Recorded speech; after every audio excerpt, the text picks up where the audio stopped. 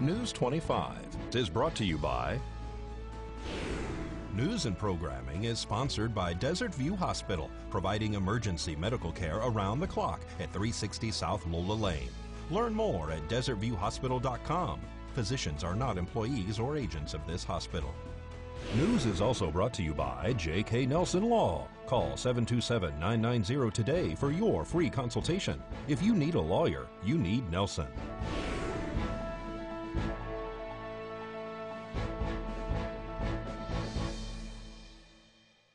Tonight, an online petition is started to stop development in Red Rock Canyon. And the 4-H Club is holding a special event to highlight their robotics teams. News 25 starts now. You're watching KPVM News 25 with Deanna O'Donnell and Eunette Gentry. News 25. Local coverage you can count on. Will Nevada residents be saying goodbye to Bonnie Springs? It's Tuesday, January 15th. I'm Deanna O'Donnell. And I'm Eunette Gentry. Bonnie Springs Ranch will soon be sold, and there's a petition online attempting to stop the housing development on this historic site. Originally built in 1843 as a stopover for the wagon trains going to California, the ranch has been a tourist attraction for many years and features a petting zoo, a restaurant, and has been a prime location for many events. A developer who has bought the property reportedly plans on building 20 residential homes on the land located in Red Rock Canyon. If the public has anything to say about it, however, they overwhelmingly want the land and buildings preserved. Officials say that construction on the new homes begins in March. Judge Robert Lane has denied former Assemblyman Ed Goodhart his motion for injunctive relief for a case he filed against Nye County after county commissioners in Nye County and Clark counties chose Gregory Hafen II to fill the vacant seat left by James Oscarson. In November, voters decided on deceased candidate Dennis Hoff to fill the soon-to-be vacated seat. However, Hoff died on November 16, 2018, 2 days after his birthday at his brothel in Crystal, Nevada. Another hearing is scheduled on February 4th for the court to hear the county's response to dismiss Goodhart's complaint. Goodhart would like the court to take action and vacate the appointment of Hafen, who has already begun his term.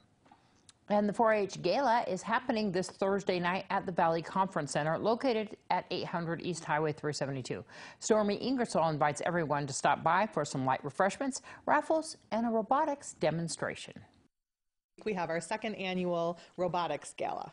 The robot teams have boomed from 2 last year to 13 this year. So the kids want a chance to show off their stuff, and we need a way to raise a little bit of money to support them in their growth. It's next Thursday, January 17th at 5:30 p.m. at the Valley Conference Center, which is adjacent to Valley Electric. Is the public invited to attend? Absolutely. The entire community is invited, whether you know someone involved or you want to learn more about robots or just see the good things that kids in our community are up to. Absolutely invited and absolutely free. And you can also bring your children by to find out more about 4-H, right? You can. 4-H is a great youth development program. We have tons of clubs in our community. It's for kids ages 5 to 19, and people should absolutely come out and find out more about that. This is so exciting about this robotics club because they've just really taken off, haven't they? It has. We clearly had a need for it in our community. This year we've brought it into the schools in the after-school program. We have clubs that meet at 4-H. Like I said, we've boomed to 13 clubs. So the kids will have a chance. It'll be kind of a combination thing. You can come and see all 3 levels that we have in our community of the first worldwide robotics program. You can see the kids and the robots. You can eat some light snacks, and you can bid on some really cool prizes. All right. I got to say, come on by, once again, the date, time, location. It is January 17th at 5:30 p.m. at the Valley Conference Center on Route 372. All right, come on down. For more information on 4-H, they can go online, go on Facebook, right? Yeah, look on Facebook at Prompt 4-H or 727-5532 extension 1. And stay tuned to News 25. We'll tell you about big changes coming up for the Pahrump Chamber after this break. You're watching KPVM News 25. Local coverage you can count on. Welcome back to News 25. Well, Max Buffy, president of the Pahrump Valley Chamber of Commerce, is updating the public on some big changes happening within that organization. It's quite an honor that I was elected president, and I'm looking forward to this year and seeing about keeping Chamber moving forward and adding value for our membership. There's some things, bookkeeping things we need to take care of in Chamber, but my biggest goal is looking at ways to create value for our members in networking events. I want to see some things brought back, like the after-hours mixers, the luncheons, so that we can give our members more opportunity to network. Pahrump's growing. We get a lot of people looking to move in here, and every time they come in, I talk to a lot of new people every day, and they're all looking for information. Every business they stop at, they're looking for more information. What I'm hearing out there is Pahrump is such a friendly town. Which is good to hear. I've lived here 21 years, and I've always felt that Pahrump is a wonderful, friendly town and very welcoming. So I'm hoping we can keep that attitude going. So a lot of the people who are now business owners, even here in this town, know you from Pahrump Valley High School. But I got to say, you've been on the board, and now you're president here at the Pahrump Valley Chamber of Commerce. There's new board members now, right? Yes, we've actually just got done with our election process. We added 2 new seats to the board, and we went from 7 to 9. We wanted to be able to represent our members better, so we do have some new board members, and we just had our first meeting of the year, and everything went great. Everybody's excited. I think it's going to be a good year. We do have an opening. The CEO that we had, Chris Irwin, decided to resign his position, and so we are looking for a new CEO, and we are looking at taking applications and interest from anybody who would like to apply for the job. Sure. You can go on the website and actually click on a membership tab that'll take you to that, or you can just call the chamber offices and get hold of our membership coordinator. His name is Hunter. Be happy to come out, tell you everything, all the value and benefits of being a member, and get you signed up. Well, the Brexit deal falls through, and Angela Miles talks about how this vote is affecting the stock market. Topping our news, currency traders will be captivated today by the Brexit vote in the UK. The British pound has been moving with just about every big headline story about the breakup between the United Kingdom and Europe. Citigroup is the first of the big banks out with earnings. That stock rallied on Monday. The big bank beat Wall Street with stronger than expected profit news due to cost cutting. But Citi missed on revenue by $500 million as money the bank makes on bond trading fell below expectations. Overall, Citigroup turned out a $1.6 billion profit. Bitcoin has investors on pins and needles. The price of the digital currency briefly tumbled below $3,500 this week. There's no major news causing the fall, but reports say people are divided on the cryptocurrency's ability to become a suitable currency for everyday situations. Thanks so much, Angela. Well, let's go to Eunette Gentry with today's court report.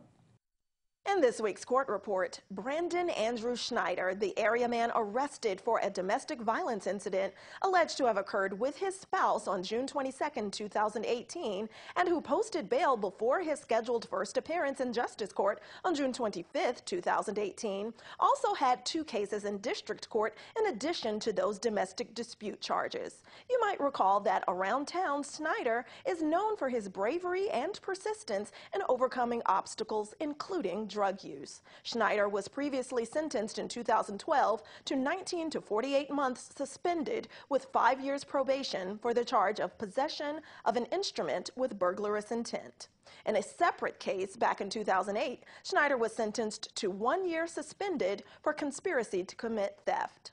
As of July 2018, Schneider had an active bail, cash, or bond of $5,000, and as of that same time, charges were still pending in Schneider's domestic battery involving strangulation case in Justice Court.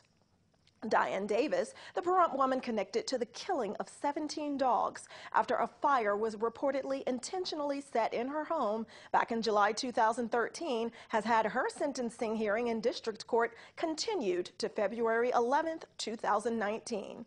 During Davis's status check, Lisa Rasmussen, defense for the defendant, argued that the witness who testified about her friendship with Diane Davis and ownership of animals is unreliable and not credible. However, the court finds that evidence and testimony to be relevant.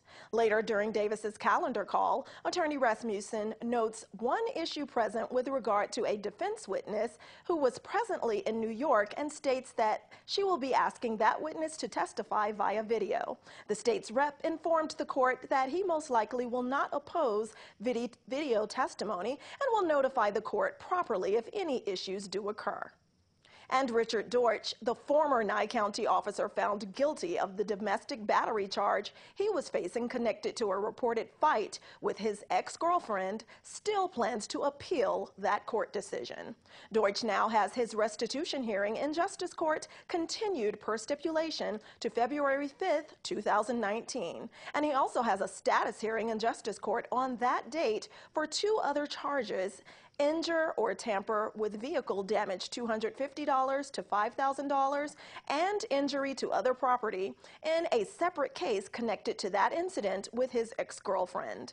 During Deutsch's bench trial, the defense rested, and after hearing closing arguments, the court found that the state had met its burden of proof on 2 of the 4 counts Deutsch was facing and found the defendant guilty as charged on counts 2 and 4 and 1, domestic battery and injury to other property less than $25. However, the court found that the state did not find its burden of proof on counts 2 and 3, both for purportedly disturbing the peace, on 2 separate dates, and found the defendant not guilty of those charges. Notably, since Deutsch has now been convicted of domestic battery under Nevada and federal law, he cannot carry a firearm, which now prevents him from fulfilling his job duties as an officer and a member of the military. This has been your court report. I'm Eunette Gentry for News 46. Thanks so much, Eunette. We'll have more news right after this break. News 25 is brought to you by William H. Jackson Injury Attorneys. Injured? Get Bill and Robin, your local injury attorneys.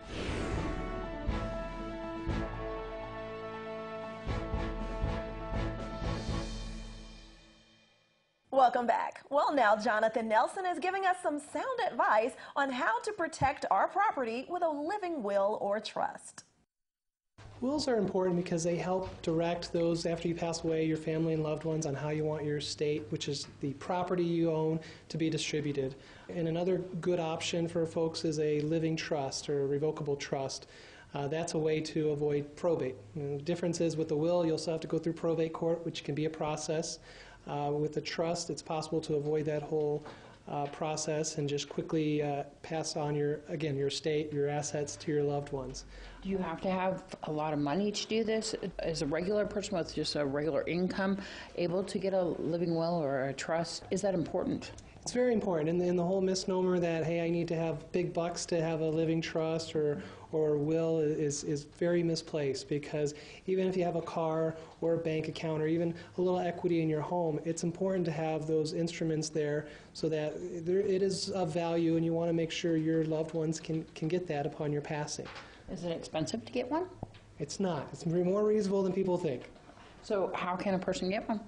Well, they can come into my office. We'll sit down and talk about the options that you may have and what's best going to help you out.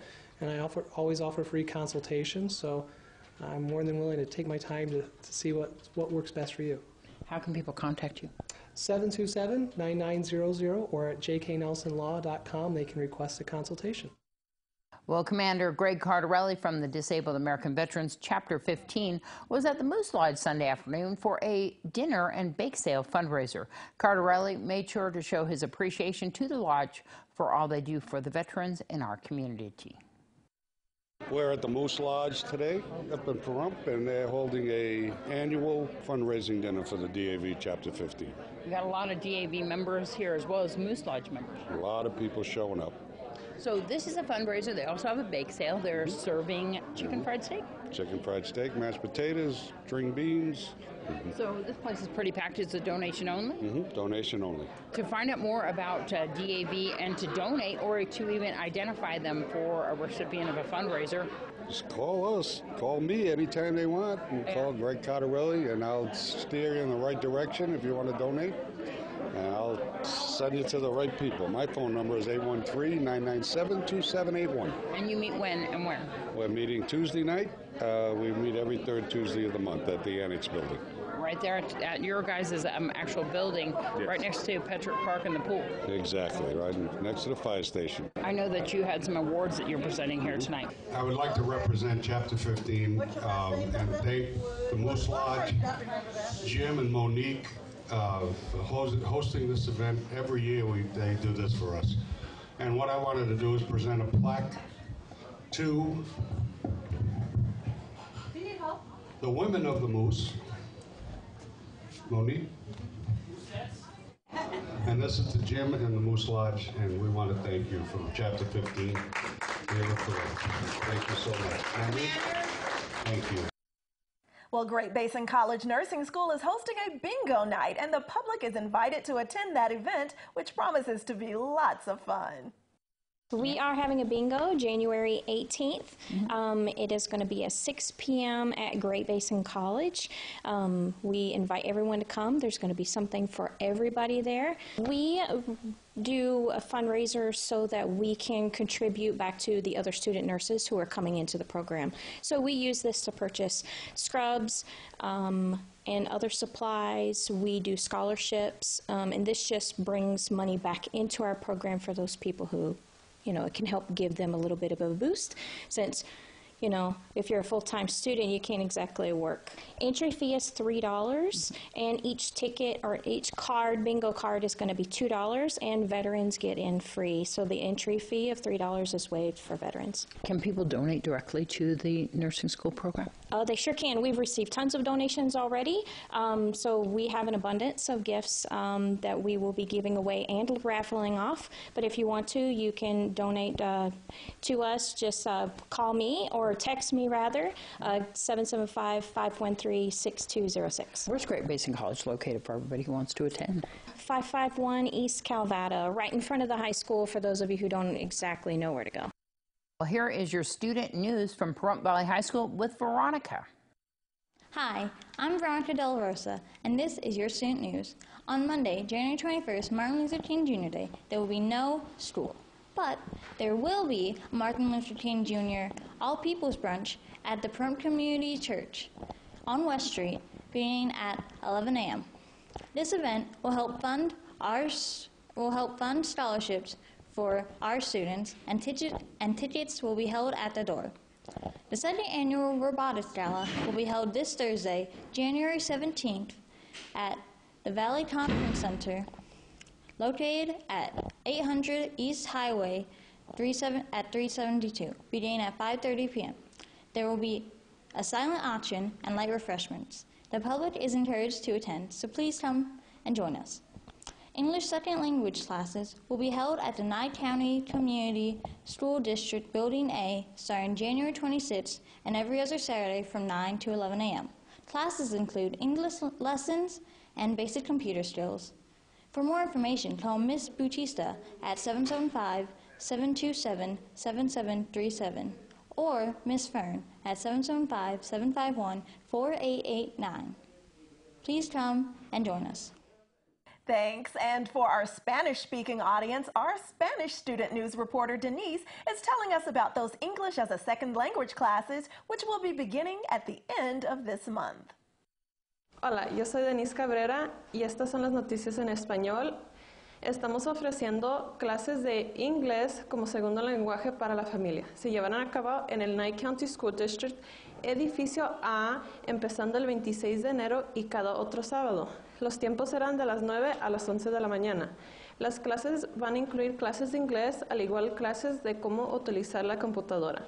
Para más información, se pueden contactar con Ms. Bautista al 775-727-7737, extensión 3028, o con Miss Fern al 775-751-4889.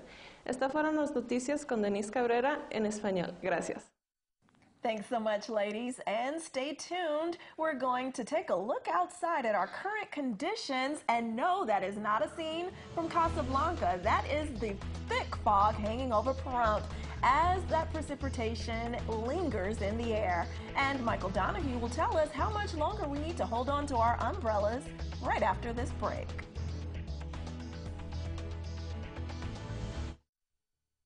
You're watching KPVM News 25. Local coverage you can count on. Hello and welcome back to the super rainy edition of News 25. I'm Michael Donahue with today's highs. In Pahrump, 50 degrees, 49 in Amargosa, 60 in Death Valley, 47 in Beatty, 36 in Goldfield, 37 in Tonopah, 48 in Fallon, and 43 in Fernley. For tonight, 45 degrees in Pahrump, 44 in Amargosa, 50 in Death Valley, 10 degrees cooler in Beatty at 40, 28 in Goldfield, 27 in Tonopah, 29 in Fallon, and 31 in Fernley. Tonight in Pahrump, we have a 60% chance of rain, a low of 45 degrees, an average of 32. Sunset at 4:52 p.m., winds out of the south-southeast at 9 miles per hour, gusts up to 13. For tomorrow, cloudy skies, a high of 58, a low of 49. Sunrise at 6:54 a.m., winds out of the south-southeast at 8 miles per hour, gusts up to 12. And with those cloudy skies, we'll have a 10% chance of rain. Looking ahead to our 7-day, a lot of clouds in the sky. On Thursday, we're going to have a 90% chance of rain, so we're definitely going to get rain on Thursday. Sunny skies on Friday and Monday. Temperature-wise, we're still going to be bouncing around in those 50-degree bracket. We're mainly going to be at 58 degrees from Wednesday through Saturday. We're going to jump up to 60 on Sunday and back down to 56 and 55 on Monday and Tuesday. For overnight temperatures, we're going to have a steady decline. On Wednesday, we're going to have a low of 49, and we're going to slowly work our way down the scale to 36 degrees next Tuesday. So with that, we throw it back to the desk with Deanna and Eunette. And the National Weather Service says that a complex weather pattern will continue through Thursday, bringing flooding concerns today for Mojave County and another couple rounds of potential mountain snow for the Sierra and Spring Mountains before ending on Friday. Winter weather advisories have been issued for the eastern slopes of the Sierra and Spring Mountains tonight through the overnight period. And be careful out there on those roads. For current conditions, you can always contact NHP or go to the Pahrump Road Report on Facebook, or you can always dial 511 on your cell phone. Be careful out there with all that fog, too. Yes, definitely. All right, that wraps up this edition of News 25. I'm Deanna O'Donnell. And I'm Eunette Gentry. Be safe out there. Good night. Good night.